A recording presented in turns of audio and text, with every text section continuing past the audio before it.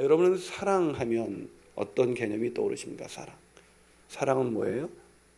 우리가 늘 아는 눈물의 씨앗이다 이런 아주 촌스러운 얘기를 하는데, 우리가 잘 알고 있는 그리스 로마 신화에 보면 에로스, 일명 큐피트라고도 불리죠. 에로스와 푸시케의 사랑 이야기가 나옵니다. 사랑의 신으로 불려지는 이 에로스가 자신을 괴물 신랑이라고 속이고 미모의 푸시케와 결혼을 합니다. 에로스는 자기 얼굴을 보지 않는다는 약속만 지키면 자신과 늘 행복하게 살 수 있다고 푸시케에게 말합니다. 하지만 괴물 신랑이라고 소개한 그 신랑의 그 말을 듣고 뭔가 알 수 없는 그런 두려움과 궁금함을 참을 수 없었던 푸시케는 에로스가 잠든 사이에 푸시케는 그 에로스의 그 얼굴을 보고야 맙니다. 결국 이것을 알아채려고 잠에서 깨어난 에로스는 그 자리에서 날아가 버리고 이후 푸시케는 에로스를 찾아 헤매다가 죽음의 세계까지 가서 온갖 어려움을 당하게 되고 겨우 비너스의 허락을 받아서 사랑을 이루게 된다는 그런 신화입니다. 이 신화가 우리에게 전해주는 메시지가 있어요. 신화는 그것이 사실이 아니지만 꾸며낸 이야기, 그 꾸며낸 이야기가 우리에게 전해주는 그런 메시지가 있습니다. 이 신화 연구가인 이경덕 씨가 최근 저서인 신화 읽어주는 남자에서 푸시케와 이 에로스의 이야기에서 우리에게 전해주고자 하는 메시지는 사랑은 믿어주는 것이다. 사랑은 믿어주는 것이다 라는 교훈을 주기 위함이라고 우리에게 소개하고 있습니다. 여러분은 사랑은 무엇이라고 생각하고 있습니까? 오늘 본문은 사랑을 찾지만 사랑이 무엇인지 모른 채 방황하고 있는 우리에게 진정한 사랑이 무엇인지를 가르쳐주고 있는 본문입니다. 여러분도 잘 알고 있는 예수님을 배신한 그 베드로를 다시 찾아가셔서 그 베드로에게 사랑으로 그를 다시 만나주시는 예수님의 모습, 이 누구도 흉내낼 수 없는 이 지고지순한 이 예수님의 사랑의 모습을 통해서 우리가 꿈꿔야 할 사랑, 우리 그리스도인의 공동체 가운데, 아니 우리 가정 가운데 있어야 할 그런 사랑의 모습이 어떤 것이어야 하는가를 우리에게 보여주고 있는 것이죠. 저는 오늘날 사랑을 잃어버린, 예수를 믿지 않은 사람들도 기독교 하면 떠오르는 것이 사랑이에요. 그런데 오늘날 기독교에 이 사랑이 없습니다. 기독교에 이 사랑이 없어서 그 공동체가 더 이상 기독교로 사람들에게 알려지지 않는 이런 시대 속에서 사실 사람들의 우리를 향한 평가보다 더 가슴 아픈 것은 교회에 와서도 그리스도의 사랑을 경험할 수 없는 우리의 모습이야말로 참으로 비참한 인생을 살아가고 있다는 것입니다. 자, 그렇다면 예수님께서 보여주신 진정한 사랑의 모습은 어떤 모습이어야 할까요? 사랑이란 첫 번째로 포기하지 않는 것입니다. 예수님이 보여주는 사랑의 첫 번째 모습은 포기하지 않는 것입니다. 여러분, 잘생긴 남자와 이쁜 여자가 결혼하면 뭐라고 말하는지 아십니까? 정말 잘 어울린다 이렇게 말하죠. 별로 경험을 안 해보셔서 이게 느낌이 없으신 것 같은데, 근데 잘생긴 남자와 못생긴 여자가 결혼하면 뭐라고 말합니까? 저 여자 돈 많은가 봐 이렇게 얘기를 한다고 합니다. 근데 못생긴 남자와 이쁜 여자가 결혼하면 저 남자 능력 있네 이렇게 얘기를 합니다. 그렇다면 못생긴 남자와 못생긴 여자가 결혼하면 뭐라고 말할까요? 못생긴 남자와 못생긴 여자가 결혼을 하면 쟤네 정말 사랑하나 봐 이렇게 얘기한다는 거예요. 여러분, 우리는 사랑하면 자연스럽게 어떤 이성관계를 생각합니다. 남자와 여자가 서로 필이 꽂혀서 눈이 맞아서 서로 이제 뭔가 늘 함께 있고 싶어하고 자꾸 헤어지면 보고 싶고 이런 것을 우리는 사랑이라고 생각합니다. 물론 이성 간의 사랑도 사랑의 한 단면일 수 있습니다. 그러나 이성 간의 사랑의 결말이 끝까지 아름다울 수 있는 그런 가정이 얼마나 있을까요? 여러분, 지금도 여러분의 남편을 생각하면 막 보고 싶고 지금 뭐 하고 있나? 그 웃음이 참 가슴을 아프게 하네요. 그 인간 오늘도 안 들어왔으면 얼마나 좋을까? 들어오든지 말든지. 여러분, 이 이성 간의 사랑이라는 것이 끝까지 그렇게 아름다울 수 있을까? 사실은 그렇지가 않죠. 사실 이성 간의 사랑은 사랑의 본질이라고 할 수가 없습니다. 사실 이 성간에서 느끼는 그 느낌은 어쩌면 자기의 느낌이 더 중요한 것이지 헌신적이고 희생적, 자기가 좋아서 그렇게 하는 사랑이지만 정말 성경이 가르치는 사랑은 내가 좋아서가 아니라 상대방 때문에 내가 그에게 섬길 수 있고 헌신할 수 있고 인내할 수 있고 참을 수 있는 것이죠. 여러분, 오늘 본문에서 예수님의 사랑이 바로 그런 사랑이 아니었습니까? 여러분, 예수님에게 베드로는 어떤 존재였어요? 한때 너무나 사랑했던 사람. 그러나 지금은 뭐예요? 배신자죠. 그럼 배신자를 사랑할 수 있어요? 우리가 사랑했던 사람과 헤어질 때 하는 말이 있어요. 내가 당신에게 어떻게 했는데. 갑자기 가슴이 미어져 오는 것 같아요. 내가 너에게 어떻게 했는데. 우리는 그 사람에게 뭔가를 했었던 헌신과 희생도 사실은 뭐예요? 그 한마디 속에는 뭐예요? 내가 너에게 이렇게 했기 때문에 너는 나에게 마땅히 이렇게 해야 된다는 전제를 갖고 있는 거예요. 그건 우리는 자녀를 향해서도 그래요. 우리가 자녀를 향해서 조건 없는 사랑을 베푸는 것 같지만 사실 자녀에게 우리가 실망하는 이유도 뭐예요? 내가 이렇게 했기 때문에 넌 나에게 이렇게 해야 돼라는 전제를 갖고 있어요. 그런 전제를 갖고 계시다면 예수님도 베드로를 만나서 뭐라 그래요? 네가 나한테 어떻게 이럴 수가 있어? 배신자를 사랑한다는 것은 있을 수 없는 거예요. 배신자를 사랑해 보신 적이 있나요? 인생을 살면서 우리도 예수님이 베드로가 예수님을 배신한 것 같은 배신은 아니지만 우리도 배신이라는 것을 당하지 않습니까? 아직까지도 그 사람 만나는 게 껄끄럽지는 않아요? 그 사람을 다시 만난다면 우리는 예수님처럼 그 사람을 대할 수가 있을까? 참 쉽지 않은 것이죠. 오늘 예수님은 그런데 그 배신자를 다시 찾아가서 만나십니다. 자, 오늘 본문 1절을 한번 읽어볼까요? 자, 본문 1절을 한번 읽습니다. 1절 읽습니다. 시작. 그 후에 예수께서 디베랴 호수에서 또 제자들에게 자기를 나타내셨으니 나타내신 일은 이러하니라. 자, 그 후가 언제예요? 베드로가 예수님을 배신하고 베드로뿐만 아니라 제자들이 예수님을 다 배신하고 다 도망간 뒤에 그 후에 다시 예수님께서 제자들에게 자기를 나타내셨다. 왜요? 왜 나타내셨죠? 뭐 때문에 나타내셨을까요? 저 같으면 어떻게 했을까요? 제자를 찾아오셔서 너 어떻게 그럴 수가 있어?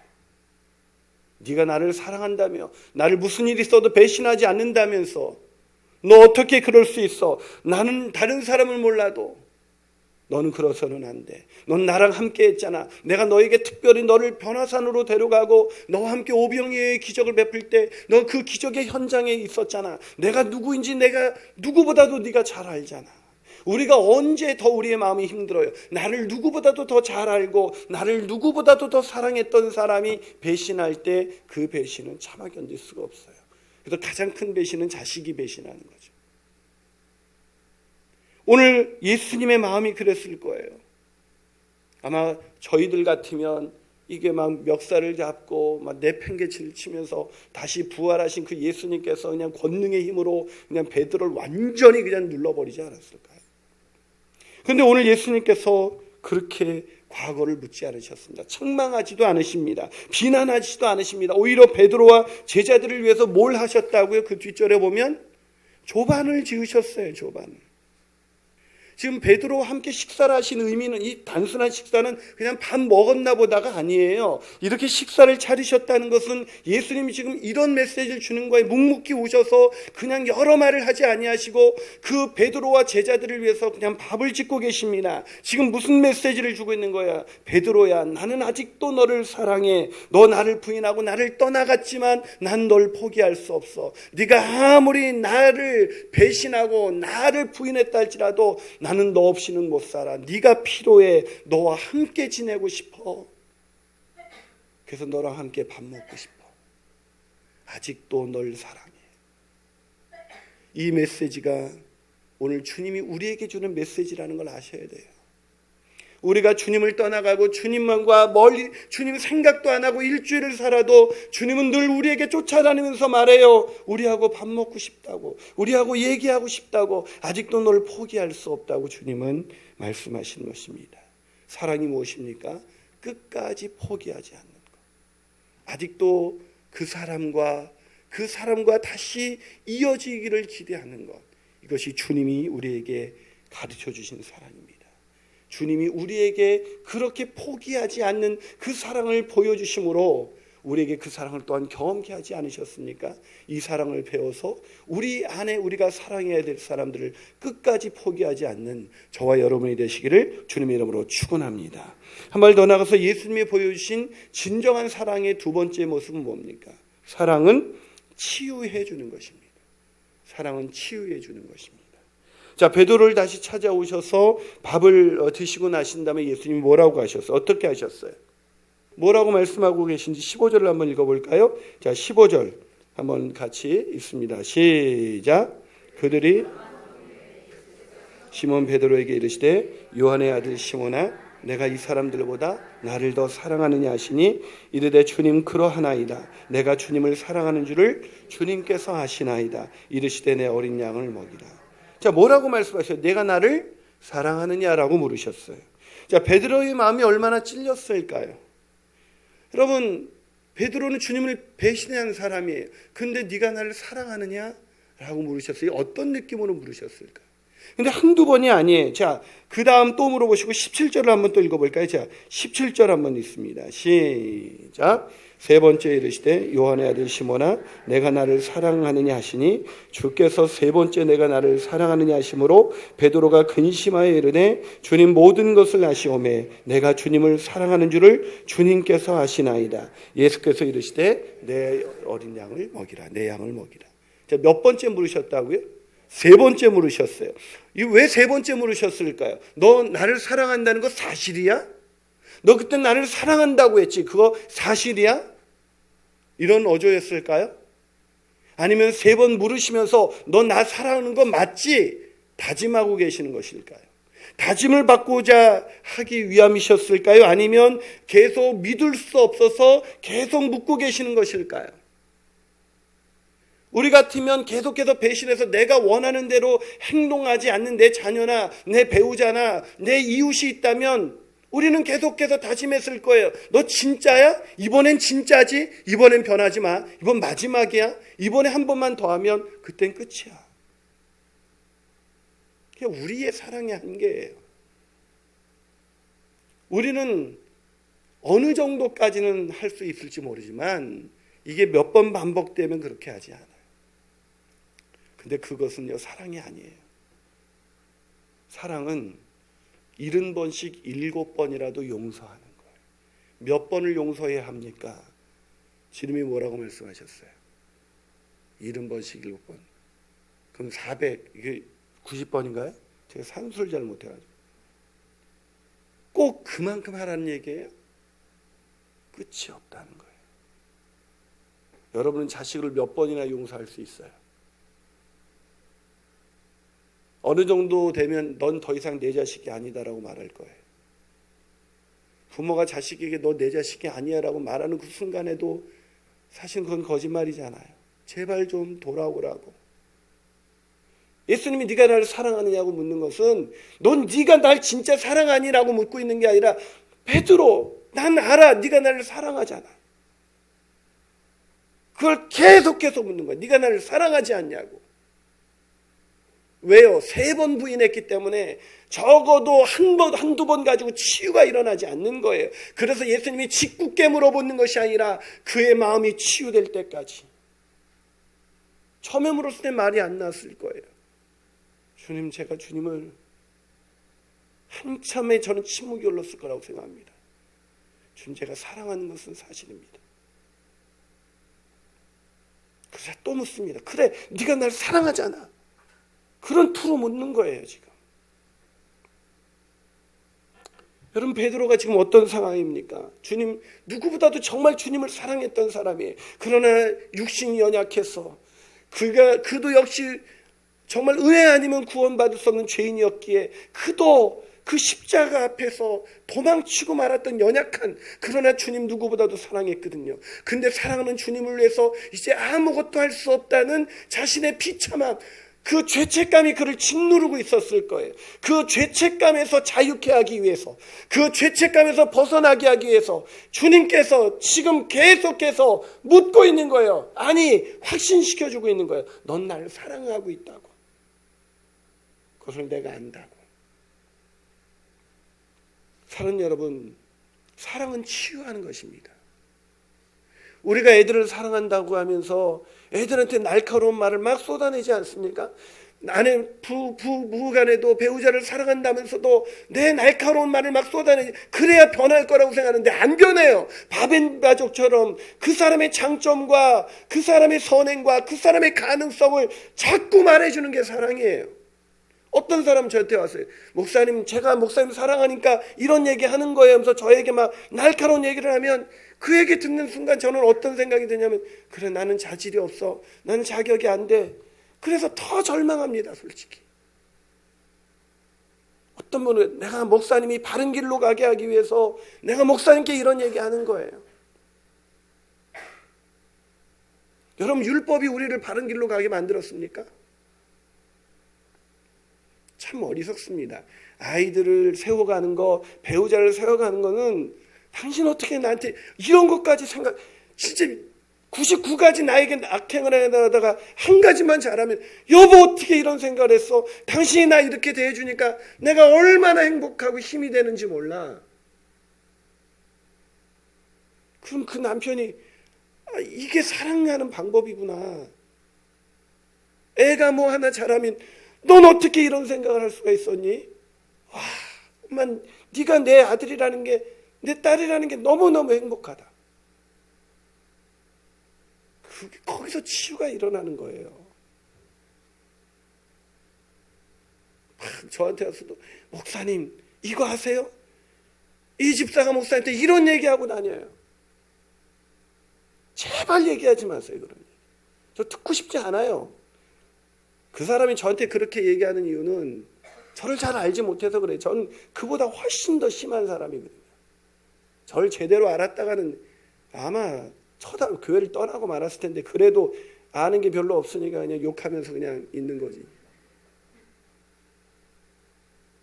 농담이 아니에요. 사실은 제가 죄인 중에 죄인입니다. 마지막으로 사랑이 뭘까요? 사랑은 기회를 주는 거예요. 기회를. 오늘 17절을 다시 한번 읽어볼까요? 17절. 자, 17절을 한번 같이 읽어봅니다. 17절을 다 같이 읽습니다. 시작. 세 번째 가라사대 요한의 아들 시몬아, 내가 나를 사랑하느냐 하시니, 주께서 세 번째 내가 나를 사랑하느냐 하심으로 베드로가 근심하여 가로되, 주여 모든 것을 아시오매 내가 주를 사랑하는 줄 주께서 아시나이다. 예수께서 가라사대 내 양을 먹이라. 자, 예수님께서 사랑하느냐라고 물으신 다음에 사랑하는 줄 주께서 아시나이다. 그러니까 진짜야 너 막 그러고도 배신했는데 내가 널 어떻게 믿었어? 뭐 각섰어? 뭐 이렇게 할 것 같은데, 그러지 아니하시고 그냥 그 말을 그대로 믿어주시면서 계속해서 뭐라고 말하고 있어요? 내 어린 양을 먹이라. 이 초기 한국 그 선교사님들이 이 말씀을 잘 못 알아들어가지고 내 어린 양을 먹으라, 이것을 내 어린 양을 먹이라를 내 어린 양을 먹으라로 이렇게 알아들어가지고 막 양을 많이 성도들이 잡아먹고 막 목회자들이 그러지 않습니까? 이 어린 양을 먹이라는 얘기는 뭐예요? 여러분, 베드로가 제일 하고 싶었던 일이 뭐였을까? 주님을 사랑하는 베드로가 제일 하고 싶은 일이 뭐였겠어요? 주님이 처음 베드로 만난 날 고기를 밤이 맞도록 고기를 잡아도 고기를 잡지 못해서 막 힘들어하는데 베드로에게 찾아서 예수님이 깊은 곳에 그물을 던지라 했더니 던져봤더니 막 고기가 그물이 찢어질 정도로 잡았을 때 그 그물을 버리고 나를 따라오너라. 내가 너로 하여금 사람 낚는 어부가 되게 하리라. 그 말씀을 들었을 때 베드로의 심장이 터져갔을 것 같아. 이 고기 잡는 인생에서 이 사람 낚는 인생으로 바뀌었으니 그 인생이 얼마나 가치 있는 인생이 됐습니까? 야, 내가 나같이 이 어부, 고기나 잡는 이 사람이 사람들에게 영향력을 끼쳤으니 이 천한 직업을 가진 내가 사람을 낚는 그런 어부가 될 수 있어? 그 영혼을 바꿀 수 있는 그런 사람이 될 수 있어? 얼마나 감격이 됐을까요? 그 다음부터 신나서 주님 따라가면서 막 주님께서 이적을 행하시고 병든 자를 치유하시고 안증뱅이를 일으키시고 막 가난한 자를 돌봐주시고 과부를 도와주시고 막 이런 상황을 막 계속 보면서 막 흥분해 있는데 막 베드로를 아는 사람이 와 네가 어떻게 예수님과 함께 다니냐 얘가 예수님이 내가 수제자야 막 그러면서 막 그 어깨가 으쓱했던 막 그 세월들이 막 얼마나 주마등같이 지나갔을까요? 그런데 예수님을 배신하는 순간 다 끝난 거잖아요. 예수님을 배신했는데 어떻게 다시 예수님을 위해서 일할 수가 있어요? 근데 주님께서 다시 말씀하십니다. 내 어린 양을 먹이라고. 다시 시작하라고. 할 수 있다고. 난 널 믿어준다고. 여러분 믿어주면 일을 맡기는 거 아니에요? 오늘 주님께서 베드로에게 내 어린 양을 먹이라. 이 말은 무슨 얘기입니까? 베드로야, 난 아직도 널 믿어. 난 아직도 널 사랑해. 너 실패했다고 좌절하지 마. 끝이 아니야. 내가 너를 사랑하는데 다시 시작하자. 이 말을 들었을 때 베드로의 심정이 어땠을까요? 사랑한다는 것은 믿어주는 거예요. 애들을 사랑하십니까? 믿어주세요. 나 믿어. 근데 성적이 왜 이 모양이냐? 그러지 마시고 그 아이들을 그냥 믿어주세요. 남편을 그냥 믿어주세요. 아내를 그냥 믿어주세요.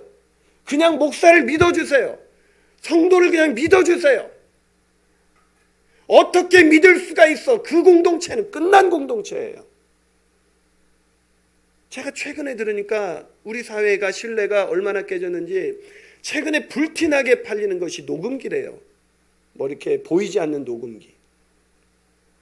그 또 불티나게 팔리는 게 뭔지 아세요? 그 녹음을 누가 나하고 얘기할 때 녹음하는 게 잡음만 들어가도록 하는 또 기계가 있대네요. 저도 하나 살까 해요.